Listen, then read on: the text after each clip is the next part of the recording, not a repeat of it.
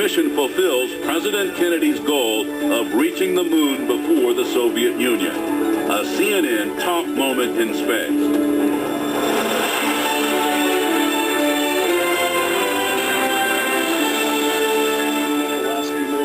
Consulting going on. We're told they're probably going over a lot of the flight rules and exactly what's going to happen and what different scenarios might play out here within the next hour. So they're going over. And it's a go. You all made it look easy.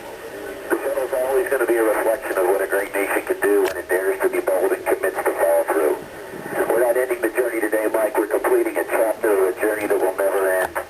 You and the thousands of men and women who gave their hearts, souls, and their lives for the cause of exploration have rewritten history. Let's light this fire one more time, Mike, and witness this great nation at its best. The crew of Atlantis is ready for launch. Tom? Beanie cap comes off the top of the tank. It's sucking away the vapors that might prove to be an explosive mixture near the rocket. But once that beanie is swung out of the way, they've sealed the external tank. There's no more vapors coming out of that nose. Now, one thing I want to tell you is you need to stay with this because we're not going to see this shuttle for very long. It'll hit that cloud cover in, what, 9, 10, 11 seconds? Something like that. 15 seconds, it'll be gone. And launch director, with that cleanup, we're going to go ahead and proceed. Yes, sir. Please do. All right. And all personnel, we are going to pick up the clock here momentarily. And GLS, you can resume the clock on your mark. Copy that. Countdown clock will resume on my mark. 3, 2, 1, mark. T-minus. Ready for auto sequence start. Handoff to Atlantis' computers has occurred. Solid rocket booster nozzle steering check and work. 20. Firing chain is armed. 15.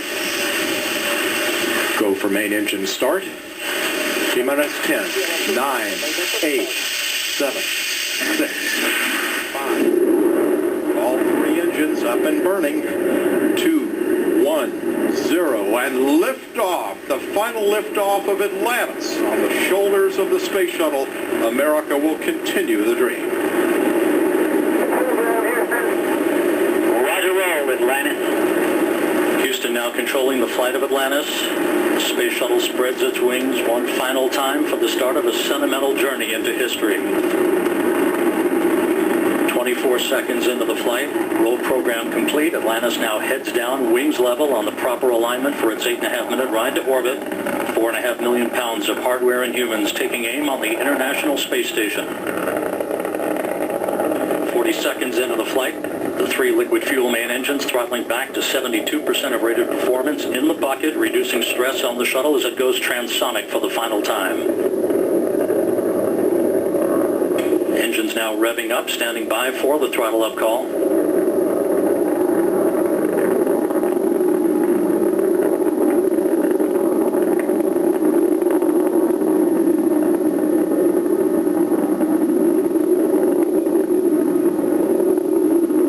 Atlantis, go at throttle up, no action, DPDT.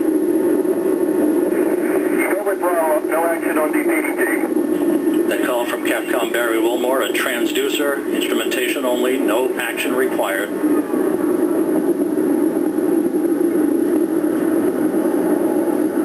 Atlantis now 15 miles in altitude, already 16 miles downrange from the Kennedy Space Center, 1 minute 40 seconds into the flight. Atlantis flexing its muscles one final time. Atlantis traveling almost 2,600 miles an hour, 21 miles in altitude, 24 miles downrange, standing by for solid rocket booster separation.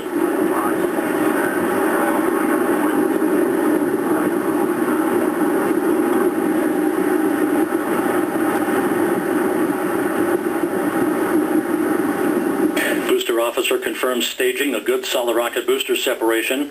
Guidance now converging. The main engine steering the shuttle on a pinpoint path to its preliminary orbit. 2 minutes, 20 seconds into the flight. Atlantis already traveling 3,200 miles an hour, 35 miles in altitude, 50 miles downrange. The propulsion officer reports the orbital maneuvering system engines have ignited. Atlantis kicking on its afterburners for 1 minute, 23 seconds for the final phase of powered flight. Atlantis, 2-engine TOW. Good.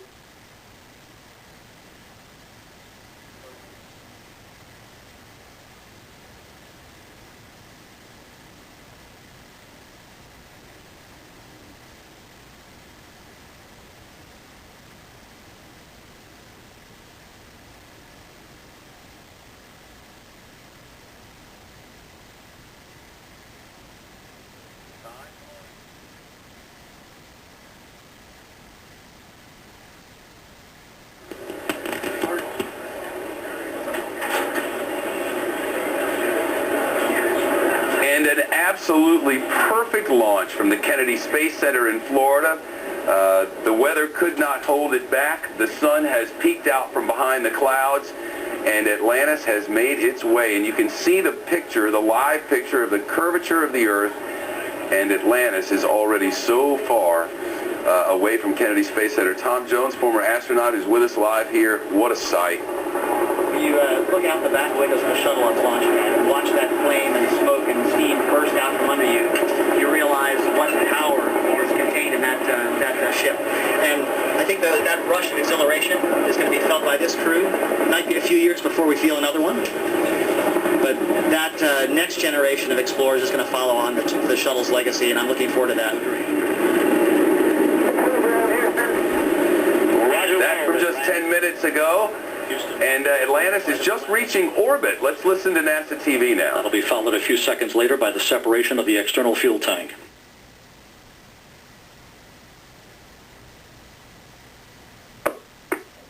Booster officer confirms main engine cutoff.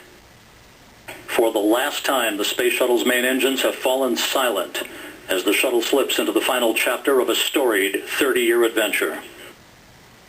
Now standing by for external tank separation.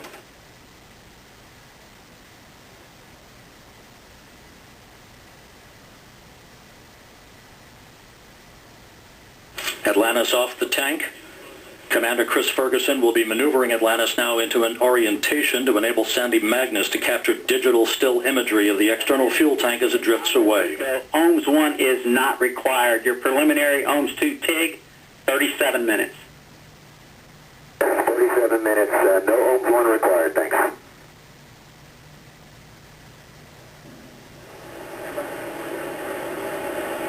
Tom Jones watching along with us. That's a big moment. Picture perfect ascent to orbit. They're now going 5 miles a second and not a hiccup along the way. The liftoff of Atlantis marking the final mission in the U.S. Space Shuttle program, and today encapsulating 30 years of American spirit and ingenuity and determination. Right now the future of manned space exploration remains frankly unclear, but at this moment we do celebrate and remember the workhorses of NASA. The Fox Report's chief correspondent Jonathan Hunt. And the shuttle has cleared the tower. It captured the imagination of a generation. From the moment Columbia first soared into space, the shuttle has been at the center of U.S. space exploration. The first test flight, a 2-day mission, circling the Earth 36 times before landing at Edwards Air Force Base in California. Touchdown. We're all trained and ready, and we hear the ship is ready. 18 months later, Columbia's first operational mission deploys 2 commercial satellites into space.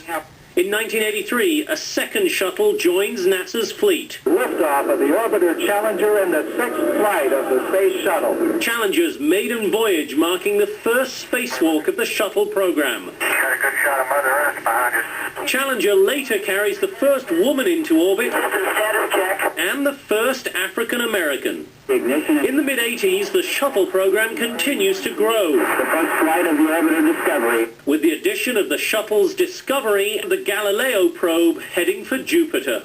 When Discovery releases the Hubble Space Telescope, a new window onto the universe opens.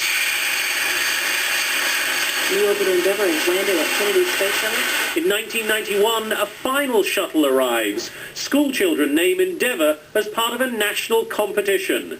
It replaces the lost Challenger. You are go for approach and docking. In May 1999, Discovery becomes the first shuttle to dock with the new International Space Station. Live from Discovery. The orbiting research laboratory becomes a frequent destination for the shuttle program. Research aboard the ISS continues as part of NASA's preparations for a future without the shuttle.